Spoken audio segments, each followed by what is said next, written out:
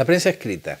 ¿Cómo funciona la prensa escrita básicamente? Bueno, organizada a través de los periódicos. Los periódicos que pueden ser diarios, pueden ser revistas, pueden ser mensuales o anuarios.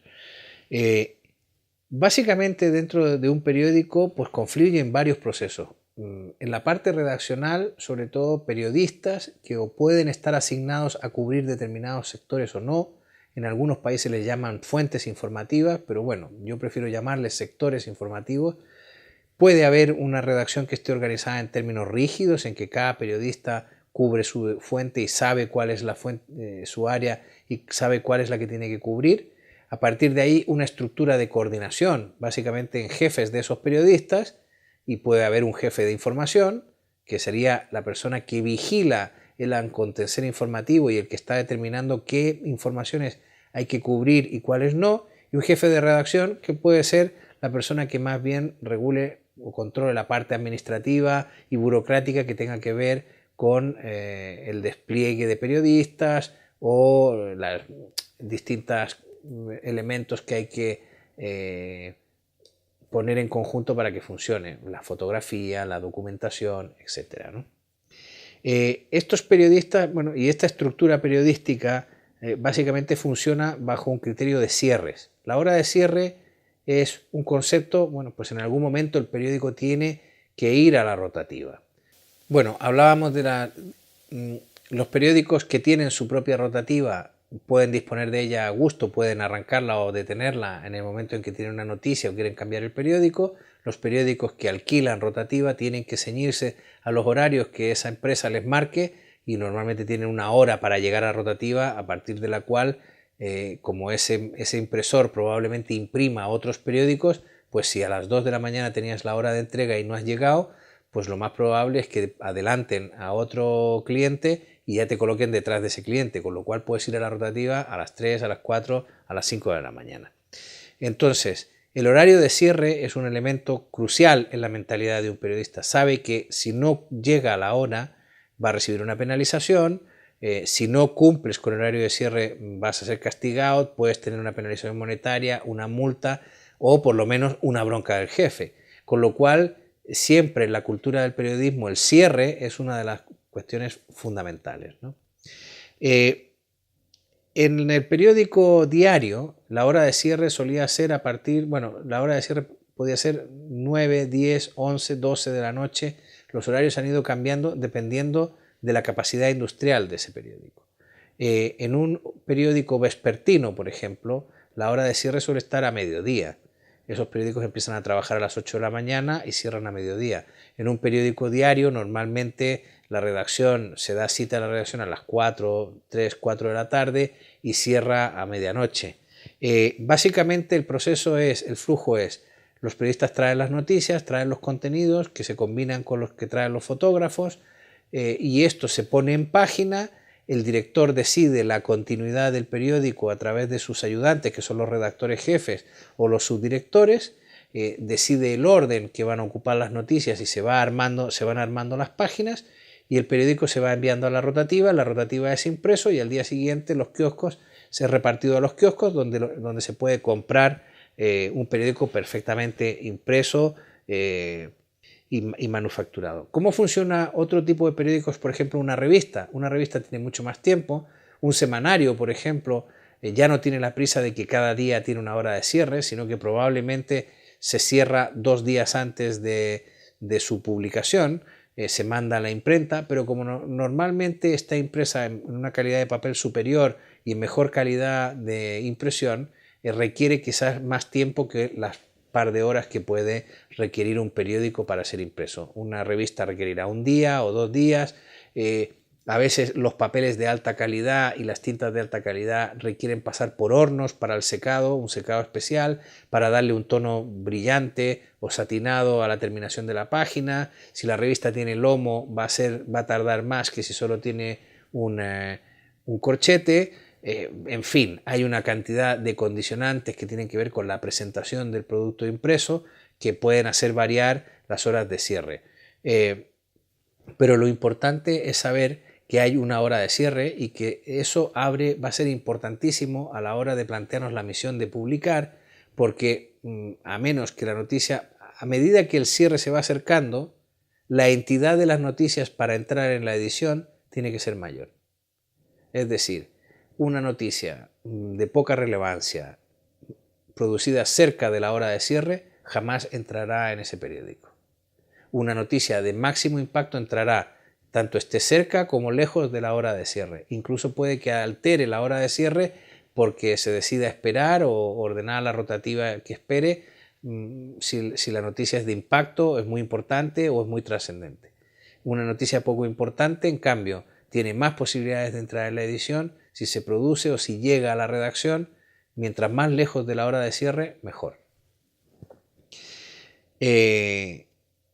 La noticia es un elemento, la materia prima. Hablábamos en teoría de la información de la teoría matemática de la información cuando el señor Shannon descubrió cómo era un bit, que era la diferencia entre encendido y apagado, la cantidad de información suficiente para discriminar entre encendido y apagado. En el periodismo, digamos que la noticia es casi la unidad básica con la que trabajamos. ¿Qué es la noticia? Existen tantas definiciones de noticia como casi periodistas hay en el mundo, ¿no? Noticia es algo que no se ha publicado nunca antes, noticia es algo novedoso, noticia es lo que reúne las características de novedad, proximidad, importancia, relevancia, etc. Para un determinado público, lo que para unos puede ser noticia, para otros a lo mejor no. A mí la definición que más me gusta es la que dio George Orwell, el famoso escritor británico, que decía que periodismo es publicar lo que alguien no quiere que se sepa. O sea, yo creo que esto hay que trasladarlo a las noticias y decir noticia es algo que alguien no quiere que se sepa. Y eso realmente, si pensamos desde esa perspectiva, nos daremos cuenta. Orwell añadía, decía, todo lo demás son relaciones públicas. Bueno, pues si nos situamos en esta perspectiva que Orwell ha descrito, veremos que efectivamente la información por la que una persona compraría un producto periodístico es aquella información que alguien no quiere que se conozca o que alguien nunca ha sido capaz de identificar previamente. La discusión en torno a la noticia y sus características viene de tiempo inmemorial, pero bueno, básicamente todos sabemos lo que es en el periodismo y tiene mucho que ver con esta definición de que es algo que alguien quiere mantener oculto a la opinión pública o que alguien prefiere que pase inadvertido ante la opinión pública. Vamos a hablar de las fuentes informativas. ¿Qué son las fuentes informativas? Y esto es muy importante.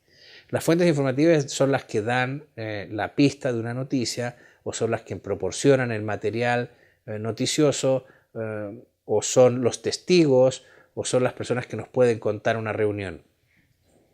Existen una serie de reglas en torno a las fuentes informativas que sería conveniente conocer. Por ejemplo, cuando se habla de las Chatham House Rules, ¿qué son las Chatham House Rules? Bueno, pues esta es una regla que creó este Instituto de Estudios Estratégicos británico para una serie de reuniones en las que tú puedes utilizar todo lo que se ha dicho en esa reunión, pero no puedes discutir ni quiénes estaban presentes ni quién dijo una cosa en concreto. Esas son las reglas de Chatham House. Existen otras reglas más tradicionales dentro del periodismo, por ejemplo, el off the record. Bueno, empecemos por el on the record. On the record es como lo que están viendo ustedes aquí mismo. Hay una cámara de televisión grabándome y todo lo que estoy yo diciendo está quedando registrado. Es on the record. Tú pones una grabadora y registras lo que esa persona está hablando y está grabando on the record. Y el off the record, pues es cuando yo digo que se apague esta cámara y os cuento una información que no quiero que quede grabada. ¿Por qué? Porque el off the record básicamente lo que busca es poner a disposición del periodista o del informador una serie de datos o de información, pero que no se conozca la fuente de esa información. Es una manera de proteger la identidad de la fuente. Pero la atribución en el periodismo es una cuestión esencial. De hecho, siempre hay una vieja norma en el periodismo. Dice, si tu madre te dice que te quiere, procura confirmarlo. Y es que la contrastación es uno de los elementos que contribuyen a la veracidad del periodismo. Es prácticamente una norma que los periodistas no deberían olvidar, que un dato debe ser permanentemente contrastado, siempre contrastado, y a ser posible más de una fuente a ser posible, los que den fe de la veracidad de ese dato. Todos los días vemos errores materiales en las informaciones. Esos errores pueden obedecer a las prisas, pueden ser errores sin intencionalidad, pero también pueden obedecer a alguna intención, sobre todo al intentar ocultar algún dato, por ejemplo, que no contribuye, que no esté alineado con las tesis personales del periodista o con las tesis personales del articulista. Hemos hablado del on the record, hemos hablado del off the record. Existe también un término que usan sobre todo en Estados Unidos, que es una información no atribuible. Y es cuando, por ejemplo, se habla de fuentes de la Casa Blanca, cuando una alta fuente del gobierno, un funcionario del gobierno, un ministro o alguien no quiere ser citado con su nombre, pero quiere poner esa información a disposición de la opinión pública. Por último, el off the record es una información que se puede utilizar, el contenido, tú lo puedes utilizar para a partir de allí elaborar una información o buscar otra fuente que te la confirme. Lo que no puedes hacer es citar a la fuente autora de la información y no puedes citar la información directa que esa fuente te ha dado. Por último, dos modalidades más que usan las fuentes en su relación con los periodistas. Uno es lo que se llama on background. On background es cuando se puede utilizar la información sin entrecomillar las palabras de la fuente ni identificar a la fuente, pero se puede usar el contenido genérico para contrastar, buscar, documentarse, informarse en otras fuentes. Y una variante que es el on deep background, que es esto mismo, que no se puede, o sea, se puede utilizar la información sin entrecomillados. Bueno, en el on deep background no se puede utilizar la información para publicar, es solo explicativo para conocimiento del periodista y para que juzgue la importancia de la noticia, por ejemplo. Aquí es importante también distinguir esos niveles informativos. Las fuentes normalmente pueden estar hablando con el periodista para facilitarle una información que va a ser publicada, pueden estar hablando con el periodista para explicarle el contexto en que se produce esa información, para que a lo mejor el periodista aquilate si merece ser publicada o no. Y muchas veces se transmite información simplemente para señalar al periodista que la información que se está transmitiendo existe, pero igual no merece cargar las tintas sobre esa información porque realmente no tiene la entidad para hacerlo. Bueno, hay distintas formas en que uno puede asumir esa postura de fuente y hablar con los periodistas, incluso y los periodistas tienen que ser conscientes de cuáles son en qué clave se está hablando con la fuente en un determinado momento. No cuesta nada decir esto lo puedo citar entrecomillado, esto lo puedo referir con tu nombre, puedo decir que has dicho esto y la fuente claramente dirá no puedes, si puedes o entrecomillados no, solo la información es para ti. ¿Cómo se redacta una noticia? Hay ciertas peculiaridades en el periodismo. Y veréis que en la relación con los periodistas existe en la cultura del periodismo lo que se llama la famosa pirámide invertida. Esto es una herencia de la época gloriosa inicial del periodismo industrial, cuando básicamente la información se transmitía por por el telégrafo. Entonces, siempre se cuenta la leyenda que como existía el riesgo de que se cortara o de que llegara confuso o que los indios cortaran el telégrafo y asaltaran la diligencia, se decidió la estructura de la pirámide invertida, donde lo más importante de la noticia va al comienzo y va decreciendo en interés informativo la información que se va poniendo en el cuerpo de la noticia. Así eso formaría una pirámide invertida, en lo que lo principal estaría en la base de la pirámide, pero invertido. Te extenderías más sobre lo que es el detalle. Hay muchísimas anécdotas sobre la pirámide invertida. Pero básicamente la pirámide invertida es eso, contar lo esencial antes que nada. Y la anécdota que más recuerdo yo es la famosa historia, el famoso chiste del loro. Sabéis, es un chiste muy malo, pero muy ilustrativo. Y es que un hombre se ha ido de viaje y deja a cargo de su finca a uno de sus sobrinos y al cabo del tiempo llama y pregunta qué tal están las cosas en la casa y el sobrino le dice bien, pero se ha muerto el loro. Y entonces él dice, ¿cómo que se ha muerto el loro? Sí, se ha muerto el loro en el incendio. Dice, ¿qué incendio? En el incendio que hubo en el velatorio. ¿Qué velatorio? Es que se ha muerto tu madre. Dice, claro, esto es todo lo contrario de lo que se pretende buscar la pirámide invertida, donde la noticia principal habría sido, ha fallecido tu madre. La historia del loro es un chiste, pero creo que grafica, expresa perfectamente la idea que se buscaba con la pirámide invertida. La pirámide invertida ha ido cayendo en desuso con el paso del tiempo, hay formas más eficaces de escribir en el periodismo, pero la esencia, que es contar lo más importante en primer lugar, sigue estando ahí. La retórica clásica aristotélica también nos ayuda un poco en el planteamiento ya no de las noticias, pero sí de las crónicas o los reportajes o los artículos de opinión, que son los otros textos que hay en el periodismo escrito. ¿Cuál es la diferencia entre ellos? Bueno, la noticia, digamos que es lo que hemos descrito, la pirámide invertida, una información generalmente breve, donde lo más importante va al principio y luego empieza a detallar el resto. La crónica, sin embargo, es un texto mucho más reposado que ya no obedece a este criterio de lo más importante al principio. Suele coincidir, pero la crónica es un texto más extendido, donde la retórica aristotélica sí funciona. Planteamiento, nudo y desenlace. Esto es lo mismo que encontraremos, por ejemplo, en un editorial de un periódico. Planteamiento, nudo y desenlace. Tesis del periódico respecto de un determinado asunto, acumulación de argumentos a favor y en contra de la tesis principal y conclusión. Esto no tiene mayor misterio. Es la forma en que toda la vida desde Aristóteles se han escrito los textos, ¿no? Referirme a dos fenómenos dentro de la prensa escrita.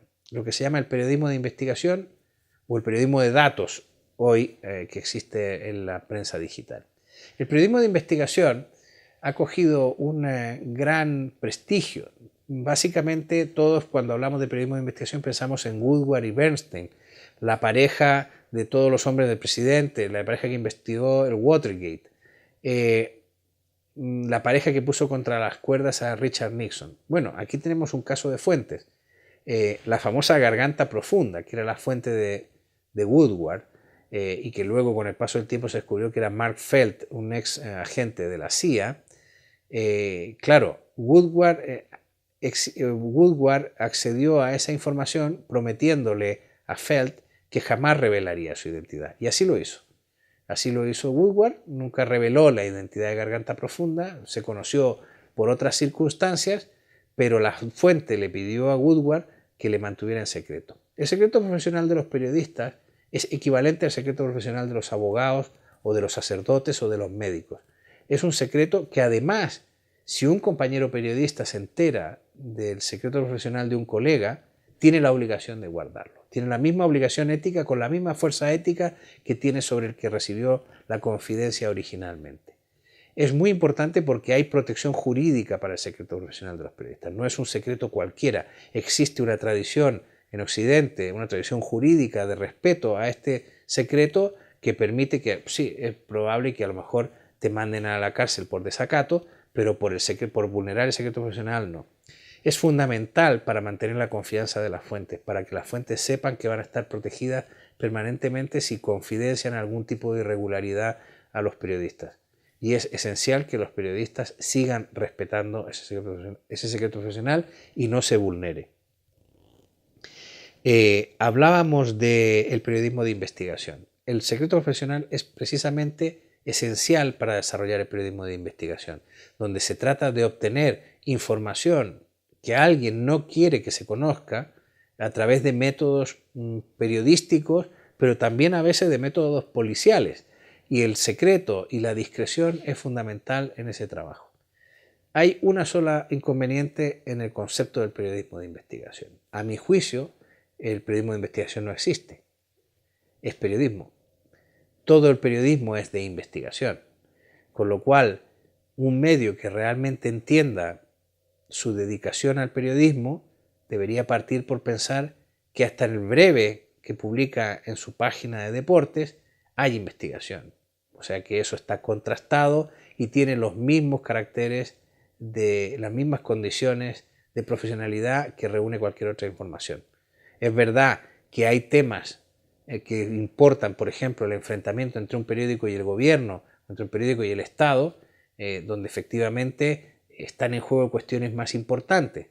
Pero eso no hace diferente al periodismo. El periodismo debe ser igual de riguroso si es de investigación o no es de investigación. Que la magnitud del desafío que se plantee porque has descubierto las irregularidades de un poderoso, no significa que el periodismo deba estar menos investigado. Y por último, señalar una última tendencia que ha surgido con el periodismo digital, que es el periodismo de datos. El periodismo de datos tiene mucho que ver con el periodismo que inventó Philip Meyer, básicamente, que era un periodismo que utilizaba métodos de investigación social para hacer información. El periodismo de datos ha emparentado con el periodismo de Meyer para ser el periodismo que maneja básicamente grandes bases de datos. El periodismo de datos se trata de escudriñar en esas bases de datos y hacer lo que se llama data mining, minería de datos para encontrar datos reveladores, tendencias reveladoras que permitan hacer crónicas informativas. Bueno, el periodismo de datos es distinto casi conceptualmente al periodismo de investigación, porque es verdad que el periodismo tiene datos, pero no siempre el manejo de técnicas matemáticas es la que ha permitido aflorar determinadas informaciones. El periodismo de datos es curioso porque es una de las notas características que el periodismo digital está trayendo al periodismo. Vamos a hacer unas referencias muy rápidas a cómo se escribe, cómo se redacta. El lenguaje periodístico tiene ciertas peculiaridades. Uno de los puntos más importantes es la concisión en el lenguaje periodístico. A diferencia del lenguaje literario, en el lenguaje periodístico es muy importante ahorrar espacio. Esto hay que asumirlo desde un primer momento y entenderlo, pues porque de lo contrario vamos a enviar textos que estarían muy bien para un libro de poemas a una redacción y inmediatamente lo van a rechazar. En el periodismo las características son la brevedad, la utilización de frases cortas, el respeto obviamente a las normas ortográficas y gramaticales, la utilización de un lenguaje sencillo y cortés. Siempre se critica la utilización de estereotipos. Yo creo que personalmente creo que el estereotipo contribuye a hacer más eficaz la comunicación en determinados casos. Y luego, pues la redacción tiene que ser limpia y ordenada, sujeto, verbo, predicado, y tratar de no utilizar muchas frases subordinadas y muchos incisos. Tiene que haber una buena descripción fundamentalmente de la situación que se ha vivido y básicamente yo recomendaría una idea por oración, el desarrollo de una idea por oración, de la manera más sencilla posible. Pueden luego jugar con el estilo literario, se puede combinar frase corta con frase larga, eso podéis ensayar e ir viendo cómo la sucesión de frases cortas provoca como un latido cardíaco mucho más intenso y provoca la sensación pues como de que nos precipitamos hacia algo. La frase larga es más reposada, si tiene incisos hay que leerla con más dificultad. Bueno, eso va cambiando el ritmo de lectura del receptor. También es muy importante porque si eres capaz de acompasar ese ritmo a lo que estás transmitiendo en ese momento, bueno, pues el efecto será mucho mejor y la redacción será mucho más eficaz, ¿no? Básicamente yo lo que digo es seguir el planteamiento aristotélico de planteamiento de nudo y desenlace. En la parte del nudo es donde hay que aportar la argumentación o los datos que construyen el cuerpo de esta crónica, y en el reportaje, no en la noticia, pero sí en el reportaje y la crónica, y en el editorial también, un buen texto, o en la columna de opinión, un buen texto periodístico tiene que tener algún tipo de enlace entre el principio y el final.